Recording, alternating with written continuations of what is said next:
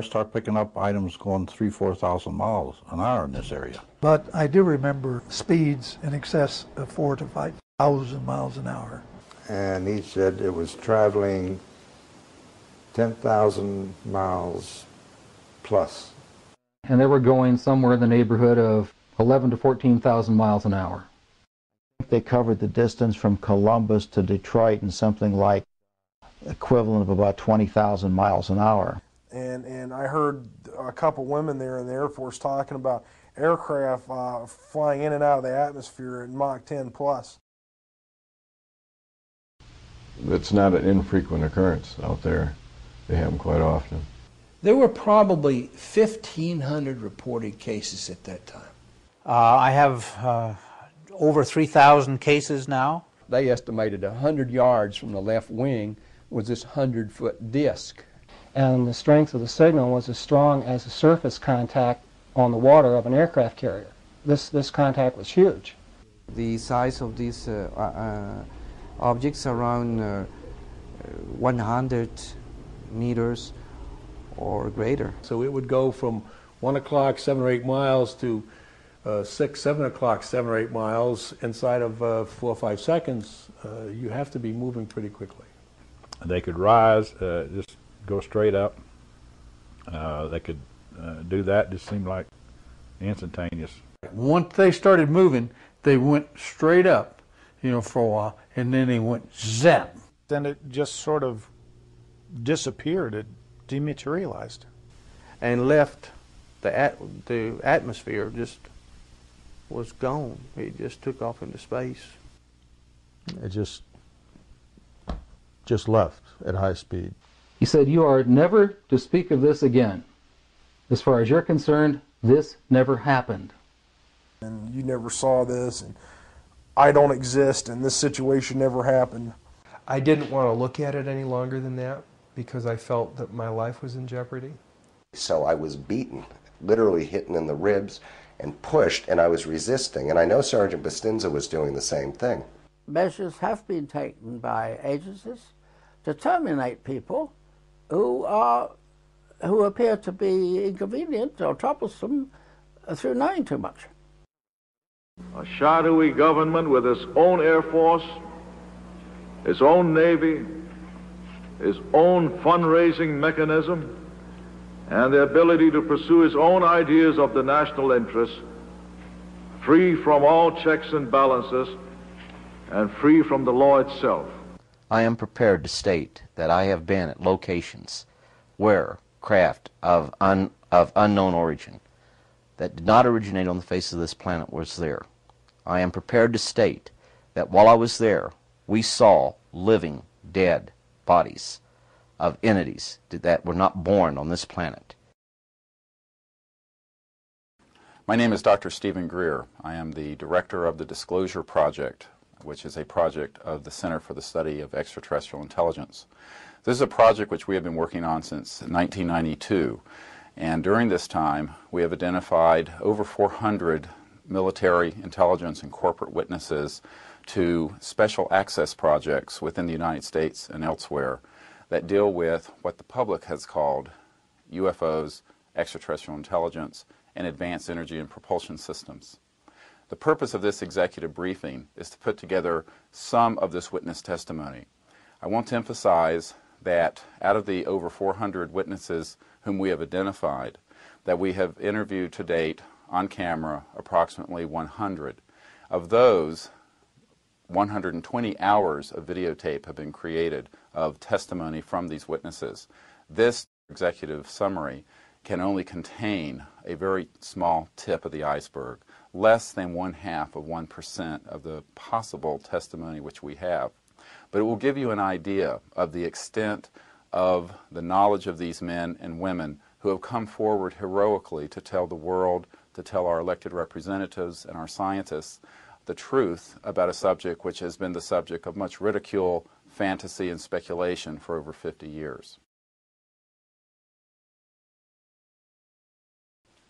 The technologies which are in compartmented secret programs that have been derived from studying extraterrestrial technologies as well as human innovations, which deal directly with energy generation and propulsion systems, are technologies which would enable the entire planet to begin to work in an integrated function and in a way that does not lead to greater and greater spiraling gaps between the rich and the poor.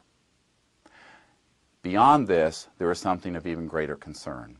One of the witnesses whom you will hear from is a person who worked directly with Wernher von Braun, the very famous rocket scientist and space explorer, who warned on his deathbed that there were people planning to put weapons in space or to have space-effective weapon systems, which would be used in a hoax scenario from a threat, a hoax threat, that would be of extraterrestrial origin. There is no evidence that we are under any threat from any civilization from outside our solar system or within our solar system. However, there is a lot of evidence from this testimony that there are people who are deliberately trying to weaponize space under the guise of many situations which are really hoaxed scenarios. This is dangerous because if we are not alone in the universe, we cannot view space as our own private domain for Homo sapiens. We must view space as a frontier which must be shared peacefully with diverse life forms from throughout the universe.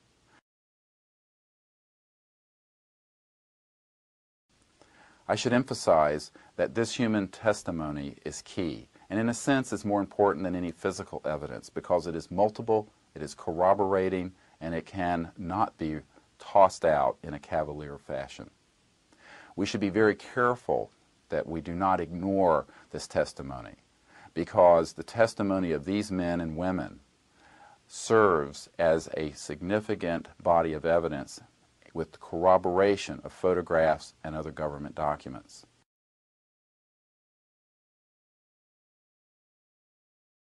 Basically because of my counterintelligence training and police work in an outfit called Office of Special Investigations. Since I had one of the few pilot-trained investigators, I ended up doing a lot of investigations of unusual aircraft accidents in which sabotage was suspected, and as a consequence became acquainted with some outstanding scientists and worked with the Air Technical Intelligence Center on a project called Grudge. At that time, Office of Special Investigations was a worldwide investigative unit in the Air Force and were given the responsibility of investigating what became known as unidentified flying objects. And my job was to hand carry these reports over to the technical center and coordinate them with the project officer, answer any questions from an investigative viewpoint that I could assist on. Some of the objects reported were tracked on radar. We had objects with four-way confirmation: ground visual, ground radar, airborne visual, airborne radar. And so far as I'm concerned, you don't get no better than that. I do remember speeds in excess of 4,000 to 5,000 miles an hour, which were far in excess of any known aircraft that we had or any of the enemies.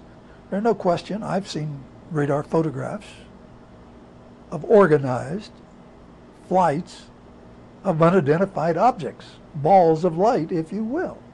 And these were on radar, ground visual, ground radar, airborne visual, airborne radar. Now the airborne visual, strangely enough, by the time they get a couple of fighters down there, those things apparently disappeared whenever they wanted to. In spring of 1970, while I was stationed in Klamath Falls, Oregon, I came up to the radar site on the evening shift, and where there's normally 2 or 3 people in the radar room, there was quite a few, from the cooks to maintenance, all kinds of people. And I asked what was going on, and they said that they was watching a UFO, and I immediately was stunned and asked if the Pentagon was notified. Somebody called the president, and they said no, they don't do that. It was stationary, wasn't moving at all, and it would slowly lower itself down it would, until it got behind a mountain, so that you lost radar contact. It would stay down for about 15 minutes, and the next thing you knew, it was right back up there. It was up, 80, 90,000 feet. And then the next sweep of the radar scope, it would be, like 200 miles away, stationary, completely stopped. And I said, well, we should call the news media, or call somebody. This is earth-shaking news. And to me, and he said, no, just calm down. NORAD knows about it. They called NORAD. And that's when the senior NCO pulled me to the side and said that NORAD knows about it. That's the only people we notify. We don't talk about this. We don't tell anybody about this. The people that know. And we just watch, see what happens, and that's it. And I insisted, well, there has to be a report filed or something filed, And he said, well, that there is a report that you can file. It's about 1 inch thick.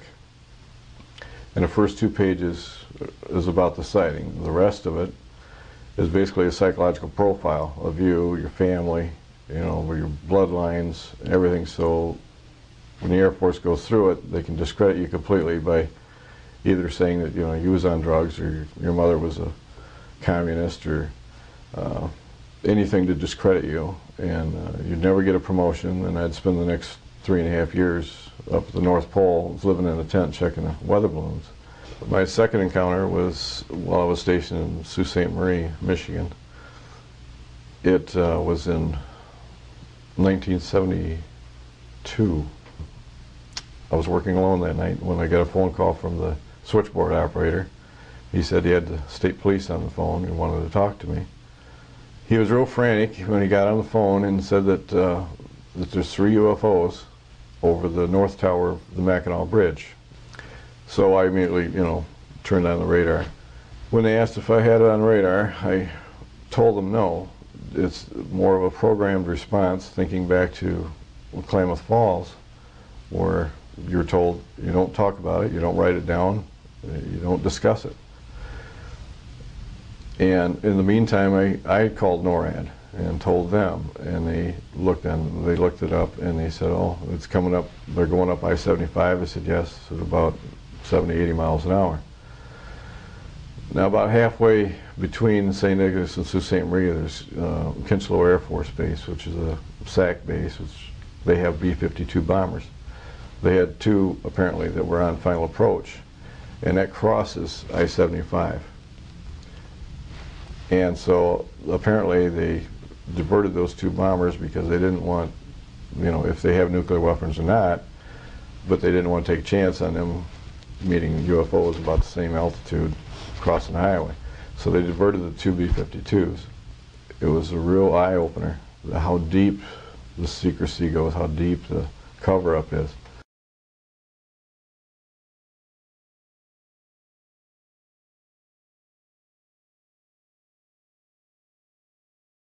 We were flying tankers over England, and London Control asked us to intercept a UFO. And we happened to be done with our refueling mission, and we accepted the assignment. We were on just over the North Sea, and they asked us to fly to the center of England. And we got about, I'm not exactly sure, 20, 30 miles out, and I got it on radar. And it was a very large return. And obviously London Control had it on their radar, and they were vectoring us to this object. And when we got about a mile from it, as a matter of fact, we were diving on the thing, and the whole aircraft was shaking. And it just took off into space at several thousand miles an hour.